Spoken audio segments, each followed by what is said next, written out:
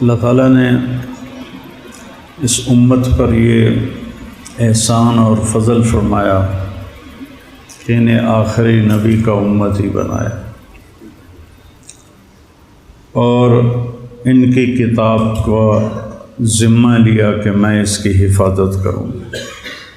انا نحن نزلنا الذکر و انا لہ لحافظون۔ جیسے میرے نبی پر اترا تھا یہ ویسے ہی میرے سامنے پڑا ہوا ہے۔ 1935 میں جرمنی بہت طاقتور ہو گیا تھا۔ وہاں کے پادریوں نے 70 بائبل کے نسخے اکٹھے کیے، 70۔ ان کو جب آپس میں ملایا تو کوئی ایک نسخہ دوسرے سے نہیں ملتا تھا۔ اس میں کچھ اور لکھا ہوا ہے، اس میں کچھ اور لکھا ہوا ہے، اگلے میں کچھ اور لکھا ہوا ہے، اگلے میں کچھ اور لکھا ہوا ہے۔ تو انہوں نے اس پر قیاس کرتے ہوئے قرآن اکٹھا کیا۔ 1935 میں ابھی پریس اتنا عام نہیں تھا تو ہاتھ کے لکھے ہوئے نسخے زیادہ تھے، تو 40,000 قرآن کے نسخے اکٹھے کیے۔ اپنے تو 70 اکٹھے کیے، ہمارے 40,000 اکٹھے کیے، اور سارے کے سارے نسخوں کو انہوں نے کئی سال کی محنت کے بعد جوڑ کے دیکھا، 40,000 نسخوں میں کوئی فرق نہیں تھا۔ اللہ نے اس کی حفاظت کا ذمہ لیا۔ تورات، زبور، انجیل کسی کو یاد نہیں ہوتی تھی، کوئی اس کا حافظ نہیں ہوتا تھا، اس لیے ان کی نماز میں تلاوت نہیں تھی، تسبیح تھی، جتنی کوئی پڑھ سکے۔ لیکن ہمیں اللہ نے ایسی نعمت عطا فرمائی کہ بوڑھا بھی یاد کر لیتا ہے، جوان بھی یاد کر لیتا ہے، بچہ بھی یاد کر لیتا ہے، اور اگر وہ اس کا مطلب جانتا ہو اور نماز میں وہ قرآن پڑھ رہا ہو تو وہ ایک نئی دنیا میں ہوتا ہے، ایک نئے جہان میں ہوتا ہے جس میں گم ہو جانا۔ حضرت علی رضی اللہ تعالیٰ عنہ علیہ السلام کو تیر لگا تو انہوں نے نکالا تو نکلا نہیں، تو انہوں نے چھوڑ دیا کیونکہ تکلیف بہت ہو رہی تھی۔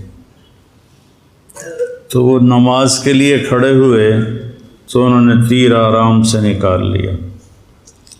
تو نماز کے بعد فرمایا تیر نکال لیا؟ کہاں؟ کہا مجھے خبر بھی نہیں ہے، مجھے پتہ بھی نہیں چلا۔ تو نماز ایک میں جب قرآن آتا ہے تو ایک الگ جہان قائم ہو جاتا ہے۔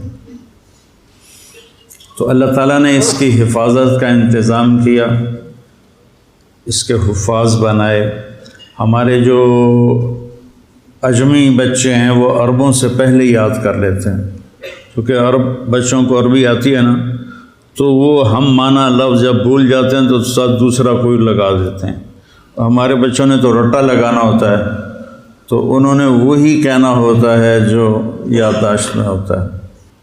تو اللہ نے اس کی حفاظت کا اس طرح انتظام فرمایا۔ اور پھر پہلے تورات، زبور، انجیل کے اترنے پر آسمان کے دروازے بند نہیں ہوتے تھے، لیکن جب قرآن اترنے کا وقت آیا تو اللہ نے سارے آسمان کے دروازوں پہ پہرے لگا دی۔ تو اس وقت شیطان اوپر جاتے تھے اور وہاں سے فرشتوں کی باتیں سن کر نیچے آ کے جادوگروں کو بتاتے تھے۔ جب اللہ نے قرآن اتارنے کا نظام چلایا تو آسمان کے دروازے بند اور ان پر پہرے لگا دیے۔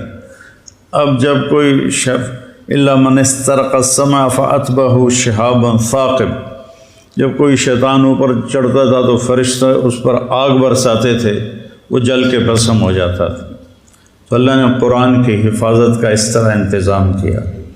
اور پھر میرے نبی نے فرمایا وَإِذَا الْتَبَسَتْ عَلَيْكُمُ الْأُمُورُ كَقِطْعِ اللَّيْلِ الْمُظْلِمِ فَعَلَيْكُمْ بِالْقُرْآنِ۔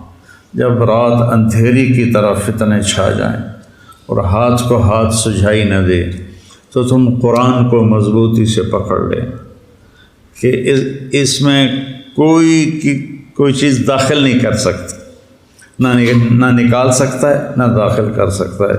یہ اللہ کا ایسا خوبصورت نظام ہے اس میں۔ فَإِنَّهُ مَاحِلٌ مُصَدَّقٌ وَشَافِعٌ مُشَفَّعٌ، اس کا جھگڑا بھی اللہ قبول کرے گا، اس کی شفاعت بھی اللہ قبول کرے گا۔ مَنْ جَعَلَهُ أَمَامَهُ قَادَهُ إِلَى الْجَنَّةِ، جو قرآن کو آگے رکھے گا۔ آگے رکھنے کا مطلب ہے کہ اپنے آپ کو قرآن کی زندگی کے تابع کر دے گا۔ قرآن جس زندگی کو بتاتا ہے یہ اس کے تابع ہو جائے گا اور اپنی ساری خواہشات کو اس پہ قربان کر دے گا۔ تو ساقہ الی الجنہ، قرآن اس کا ہاتھ پکڑ کے اس کو جنت میں پہنچا دے۔ من جعلہ خلف ظہرہ، جو اسے پیٹھ کے پیچھے پھیر کر دے گا۔ کیا مطلب کہ قرآن کی زندگی کا پابند نہیں رہے گا اور اپنے نفس کا غلام بن جائے گا۔ بئس عبد الدرہم، بئس عبد الدینار و عبد الدرہم و عبد القطیفہ، جو پیسے کے غلام بن جائیں گے، جو زیب و زینت کے غلام بن جائیں گے، قرآن کو پیچھے پھینک دیں گے، اس کے مطابق عمل نہیں کریں گے، تو ساقہ الی النار، تو اس کو دھکا دے کے جہنم میں گرا دے گا۔ تو بھائیو، یہ بہت بڑی نعمت ہے، اس کی تلاوت بھی کیا کرو۔ اور اب اتنے ترجمے ہو چکے ہیں قرآن کے، کچھ وقت نکال کر اس کا ترجمہ بھی پڑھا کرو کہ اللہ کیا کہتا ہے۔ آپ کی آسانی کے لیے کہتا ہوں، قرآن میں 99 دفعہ 89 یا ایھا الذین آمنوا آیا ہے۔ یہ صرف اللہ نے ہم سے بات کی ہے۔ یا ایھا الناس سب سے بات کر رہا ہے۔ یا ایھا الذین کفروا کافروں سے بات کر رہا ہے۔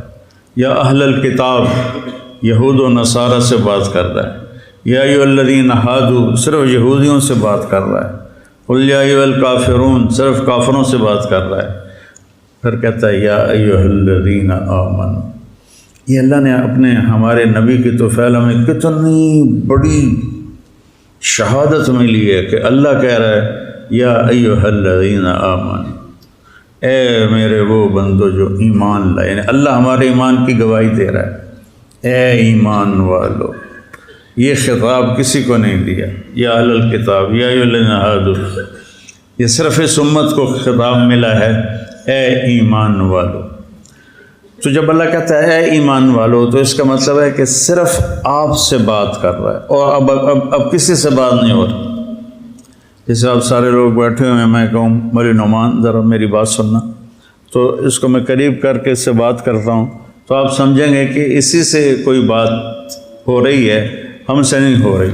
تو جب اللہ کہتا ہے یا ایھا الذین آمنوا، تو وہ یوں کہہ رہا ہے کہ اے ایمان والو جو تم 1.5 ارب ہو، تم ذرا الگ ہو کے میری بات سن لو، ذرا وکھرے ہو کے میری گل سن لو۔ اور کل 90 دفعہ اللہ نے کہا ہے یا ایھا الذین آمنوا، اس کے بعد کچھ طلب کیا ہے کہ یہ کرو، کچھ چھوڑنے کو کہا ہے کہ یہ چھوڑ دو، اور اس میں بھی تکرار ہے، کوئی 90 احکام نہیں ہیں، 99 ایک کم 90۔ اور یا ایھا النبی اذا طلقتم النساء، اس کو بھی قائم مقام یا ایھا الذین آمنوا کے مفسرین نے دیا ہے۔ تو صرف وہ پڑھ لو، یا ایھا الذین آمنوا، اے ایمان والو، اے میری گل سن لو، وہ چن لو۔ اس پر کتابیں بھی لکھی ہوئی ہیں، الگ کتابیں ہیں، ان کا ترجمہ بھی ہے، تو وہ پڑھ لو۔ اصل تو پورے قرآن کو، ورنہ چلو اتنا ہی پڑھ لو، تو قرآن سے ہمارا دل لگ جائے۔